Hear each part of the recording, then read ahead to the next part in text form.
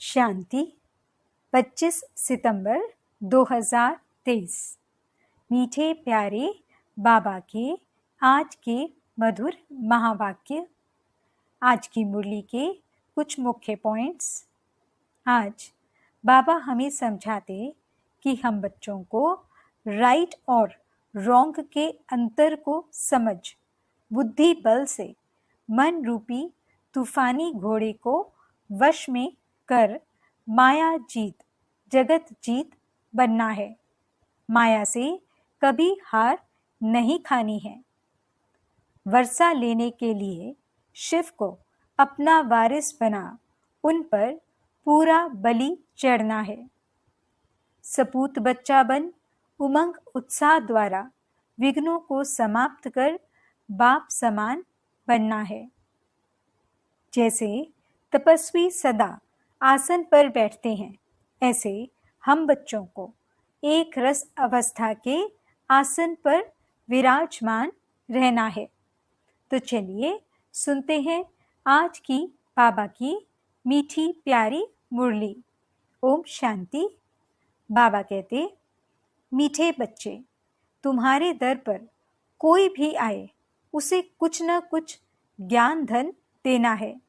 पहले फॉर्म भराओ, फिर 2 बाप का परिचय दो।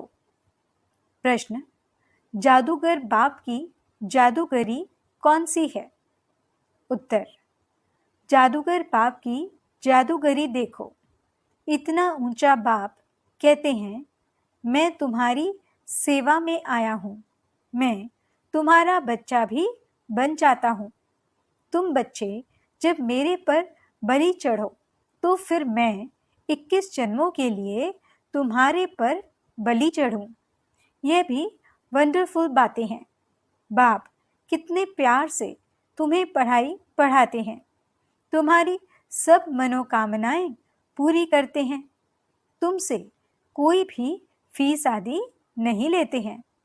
उन्हें कहा जाता है राजू रमजबाज। गीत जो पिया के साथ है। ओम शांति। पिया और वर्षा, जो पिया के साथ है उसके लिए बरसात है। किस प्रकार की? इसको ज्ञान वर्षा कहा जाता है। ज्ञान वर्षा कौन करते हैं? ज्ञान का सागर। अब यह गीत जिन्होंने गाया या बनाया वह तो कुछ नहीं जानते। तुम हो लकी ज्ञान सितारे। तुम ज्ञान सागर के बच्चे बने हो, इसलिए तुमको ज्ञान सितारे कहा जाता है। बाप से ज्ञान ले रहे हो। नॉलेज की हमेशा एम ऑब्जेक्ट होती है। कुछ न कुछ प्राप्ति का रास्ता मिलता है। अब तुम बच्चे जानते हो, बेहद के बाप द्वारा बेहद का वर्षा लेना है। वह है पारलौकिक बाप।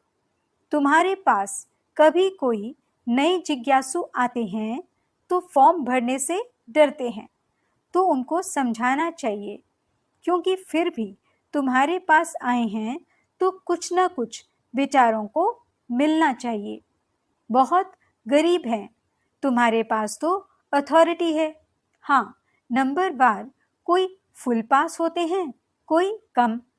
यह तो नशा है। हमारे पास ज्ञान रत्न ढेर हैं। ज्ञान सागर कोई महल में तो नहीं रहते हैं, झोपड़ी में रहते हैं। झोपड़ी में रहना पसंद करते हैं।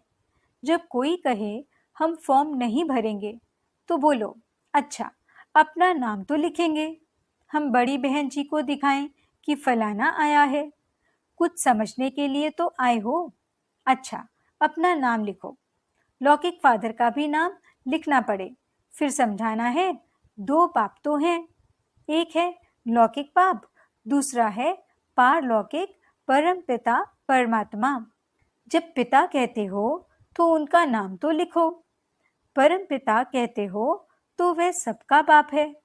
हर एक को लौकिक और पारलौकिक बाप होते हैं। भक्ति मार्ग में दोनों बाप हैं। सतयुग त्रेता में लौकिक फादर तो है, पारलौकिक का नाम भी नहीं लेंगे। यह बातें तुम बच्चों को समझकर फिर समझाना है। कितनी सहज बातें समझाई जाती हैं। जिसको गॉडफादर कहा जाता है वह है परलोक में रहने वाला। बुद्धि में आता है, बरोबर सत्युग त्रेता में पारलौकिक बाप को याद नहीं करते, यहाँ तो सब याद करते हैं। तो समझाना है, लौकिक फादर का नाम लिखा, अब पारलौकिक फादर का नाम लिखो। सब जीव की आत्माएं उस पारलौकिक परम पिता को याद करती हैं।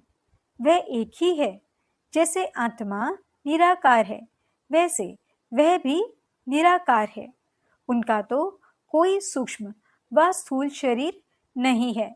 उनको सर्वव्यापी तो कह नहीं सकते। लौकिक पाप को कभी सर्वव्यापी नहीं कह सकते हैं। क्या सर्वव्यापी कहने से वर्षा मिल सकता है? फिर पारलौकिक बाप को सर्वव्यापी क्यों कहते हो? पारलौकिक बाप को सब इतना याद करते हैं तो जरूर उनसे भी वर्षा मिलना चाहिए। रचना को रचता से वर्षा तो चाहिए ना। ऐसे नई नई बातें समझाने से झट समझ जाएंगे। तुम अनुभव से बतलाते हो। उस पाप से वर्षा पाने की युक्ति बताई जाती है। वह बाप है स्वर्ग का रचयिता। तुम जानते हो भारत जीवन मुक्त था, अब जीवन बंद है। दुख से लिबरेट करने वाला बाप ही है। यह त्रिमूर्ति सहित लक्ष्मी नारायण का चित्र बहुत अच्छा है, हर एक के पास होना चाहिए। इस पर समझाओ कि बरोबर यह लक्ष्मी नारायण भारत के आदि सनातन देवी देवता थे, सत्युग के मालिक थे। स्वर्ग का वर्षा जरूर पारलौकिक बाप स्वर्ग का रचयिता ही दे सकते हैं। कोई फॉर्म न भी भरे, लेकिन यह बात लिखाना तो सहज है।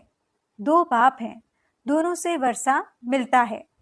लक्ष्मी नारायण अथवा उनके बच्चों आदि की जीवन कहानी तो है नहीं। श्री कृष्ण के लिए कहते हैं उनको टोकरी में ले गए, यह हुआ। अच्छा, इन लक्ष्मी नारायण को राज्य कहाँ से मिला? बरोबर आदि सनातन देवी देवताओं का राज्य था। इनमें पहला नंबर लक्ष्मी नारायण है। उन्हों को यह स्वर्ग का वर्षा किसने दिया? यह प्रजापिता ब्रह्मा भी बैठा है। यह वर्षा लक्ष्मी नारायण सामने खड़े हैं। फिर झाड़ पर ले आओ, यहाँ तपस्या कर रहे हैं राजयोग की। इनसे यह लक्ष्मी नारायण बनते हैं। यह समझाना कितना सहज है। लक्ष्मी नारायण के भक्तों को समझाना बहुत सहज है। अब अंदर कोई आते हैं तो कुछ ना कुछ शिक्षा जरूर देनी पड़े। तुम्हारे द्वारा इन वैश्याओं भिलनियों आदि का भी उद्धार होना है, परंतु तुम्हारे में अभी वह ताकत नहीं है। बाबा ने समझाया है, तुम अपने पति को भी भू भू करती रहो।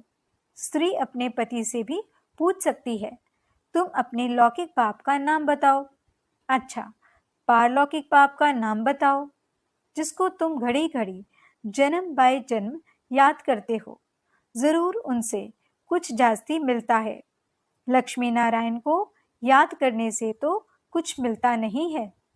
बाप आकर तुम्हारी कितनी सेवा करते हैं, बिगर मांगे तुमको पढ़ाते हैं, कहते हैं आओ तुमको स्वर्ग में ले चलें। सभी मनोकामनाएं पूर्ण करते हैं। नर नारायण का भी चित्र है ना। पूजा लक्ष्मी की होती है, समझते हैं लक्ष्मी से संपत्ति मिलेगी। यह सब भक्ति मार्ग की बातें हैं। लक्ष्मी स्त्री धन कहाँ से लाएगी? उनको जरूर पति से मिलता है। पुजारी लोग ये कुछ भी नहीं जानते। तुम बच्चों को समझाना पड़े।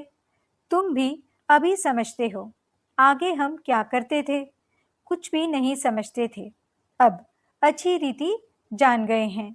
श्री कृष्ण जन्माष्टमी होती है तो सवेरे में उनको दूध पिलाते हैं, झूला झुलाते हैं और रात को फिर पूरी तस्मई यानी खीर आदि खिलाते हैं। क्या इतने में इतना बड़ा हो गया जो पूरी तस्मई खाने लायक हो गया? ये भी समझने की बातें हैं ना।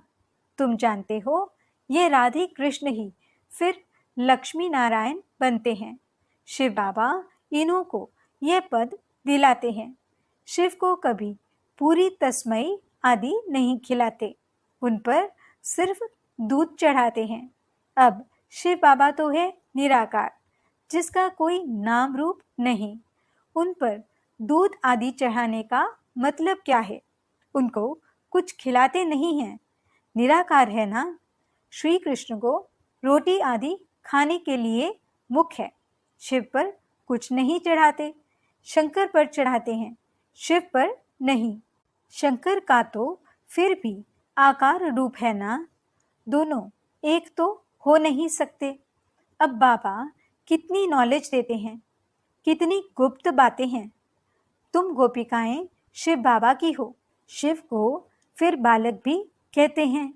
ये भी शिव बाबा पूछते हैं, तुमने शिव को बालक क्यों बनाया है? वर्षा बालक को दिया जाता है। पहले जब तुम बलि चढ़ो तब ही शिव बाबा बलि चढ़े। ये भी है, बाप बच्चों पर बलि चढ़ते हैं, परंतु कहते हैं पहले तुमको बलि चढ़ना है, तब मैं चढ़ूं। बलि चढ़ना अर्थात उनको अपना बच्चा बनाना, उनकी पालना करना। कितनी वंडरफुल बातें हैं। माताएं हैं ना, पुरुष भी शिव बालक को अपना वारिस बनाते हैं। शिव बाबा को जादूगर कहते हैं ना। लक्ष्मी नारायण जादूगर नहीं है। ये बड़ी गुप्त बातें हैं, विरला कोई समझ सकते हैं। अपरोक्ष भी बतलाते हैं। तुम बच्चे अनुभवी हो। बाबा ने साक्षात्कार किया, मम्मा ने कोई साक्षात्कार नहीं किया, फिर भी मम्मा सबसे तीखी गई। सबको तो साक्षात्कार नहीं होगा। ऐसे तो बहुतों को साक्षात्कार हुए, आज है नहीं। साक्षात्कार से कोई कनेक्शन नहीं है। यह तो है धारण करने और कराने की मीठी बातें।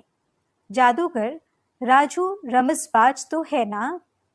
जादूगर लोग बहुत तीखे तीखे होते हैं। संतरे निकाल दिखाते हैं, सिर काटकर फिर जोड़ देते हैं। आगे बहुत जादूगरी दिखाते थे। अब बच्चे जान गए हैं, बाबा की ही महिमा गाई जाती है। तुम्हारी लीला अपरम अपार है, तुम्हारी गतिमत न्यारी है। बाप कितनी श्रीमत देते हैं, श्रीमत से तुमको श्रेष्ठ देवता बना रहे हैं। श्री श्री कहा जाता है निराकार शिव बाबा को। लक्ष्मी नारायण को ऐसा श्रेष्ठ किसने बनाया? जरूर उनसे श्रेष्ठ ते श्रेष्ठ होगा। बाबा से हम ये इल्म यानी विद्या सीखते हैं कि मनुष्य को देवता कैसे बनाया जाए। अभी तुम सब सीताएं रावण की जेल में शोक वाटिका में दुख उठा रही हो। राम राज्य में कभी शोक होता ही नहीं, तो जिससे वर्षा मिलता है उनको याद करना है ना। हम आत्मा हैं, ये भी मानते हैं। पूछो तुम्हारे लौकिक बाप का नाम क्या है? पारलौकिक बाप का नाम क्या है? बाप को सर्वव्यापी तो नहीं कहेंगे। बाप माना वर्षा, बेहद के बाप से बेहद का वर्षा मिलता है। अब वह रावण ने छीना हुआ है, इसलिए कहा जाता है माया जीते जगत जीत। माया पर जीत पानी है। मन तो तूफानी घोड़ा है, खूब पछाड़ने की कोशिश करेगा। बाबा ने अब तुम्हारी बुद्धि का ताला खोल दिया है। तुम राइट और रॉन्ग को समझ सकते हो, तुम समझा सकते हो। अब यह दुनिया बदल रही है। महाभारी लड़ाई तो जरूर लगनी है, उसमें सब विनाश होंगे। यादव मूसलों से अपने ही यादव कुल का विनाश करते हैं। पांडव कुल की जीत होनी है, परंतु दिखाया है 5 पांडव बचे, वह भी पहाड़ों पर गल मरे। बाकी क्या हुआ? कुछ नहीं। राजयोग सिखाया तो कुछ तो बचे होंगे, प्रलय थोड़े ही हो जाती है। यह सब बातें तुम अभी जानते हो। दिखाते हैं श्री कृष्ण सागर में पत्ते पर आया। श्री कृष्ण तो गर्भ महल में आते हैं, गर्भ जेल में दुख होता है। सागर तो गर्भ महल है, बड़े आराम से बैठा रहता है। जन्म जन्मांतर से ये गीता का ज्ञान, भागवत आदि सुनते आए, भक्ति मार्ग के धक्के खाते आए। अभी बाप तुमको 1 सेकंड में स्वर्ग का मालिक बनाते हैं। इसको भावी कहते हैं, परंतु भावी किसकी? भावी ड्रामा की कहेंगे। बना बनाया ड्रामा है ना। मनुष्य तो सिर्फ भावी कहते रहते हैं, समझते कुछ भी नहीं। तो जब कोई आए, पहले पहले यह बताओ कि 2 बाप हैं। पारलौकिक बाप स्वर्ग का रचयिता है, उसने तो स्वर्ग का वर्षा दिया था। आज से 5000 वर्ष पहले स्वर्ग था, अभी तो नरक है। फिर तुम वर्षा ले सकते हो। हम भी बेहद के बाप से वर्षा ले रहे हैं। यह भारत भगवान की जन्मभूमि है, जैसे इब्राहिम, बुद्ध आदि की अपनी जन्मभूमि है। तुम बच्चे जानते हो, बाप आए हुए हैं, वर्षा दे रहे हैं। तुम बच्चों को रहम दिल बनना है। कोई को भी यह समझाना तो बहुत सहज है। पारलौकिक बाप की पहचान देनी है। पारलौकिक फादर एक ही बार आते हैं, उनकी याद से हम स्वर्ग का वर्षा ले रहे हैं। बहुत सहज है। ऐसी ऐसी बातें अच्छी रीति धारण करो और समझाओ। दान करो। पारलौकिक बाप स्वर्ग की राजाई देते हैं। लक्ष्मी नारायण को दी है ना। इस सूर्यवंशी लक्ष्मी नारायण का बाप कौन है? हम आपको बताते हैं। स्वर्ग की स्थापना करने वाला फादर अब उनको स्वर्ग की राजाई दे रहे हैं। बाकी आशीर्वाद क्या करेंगे?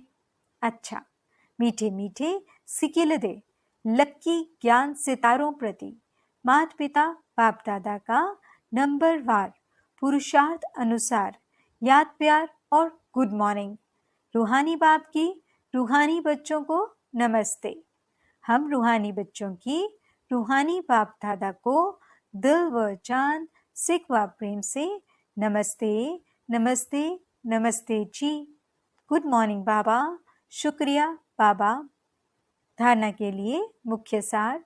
पहला पॉइंट, राइट और रॉन्ग को समझ बुद्धि बल से मन रूपी तूफानी घोड़े को वश करके माया जीत, जगत जीत बनना है, हार नहीं खानी है। दूसरा पॉइंट, शिव को बालक बनाकर उनकी पालना करनी है, अर्थात पहले उन्हें अपना वारिस बनाना है, उन पर पूरा बलि चढ़ना है। वरदान, उमंग उत्साह द्वारा विघ्नों को समाप्त करने वाले बाप समान समीप रत्न भव। बच्चों के दिल में जो उमंग उत्साह है कि मैं बाप समान समीप रत्न बन सपूत बच्चे का सबूत दूं, यह उमंग उत्साह उड़ती कला का आधार है।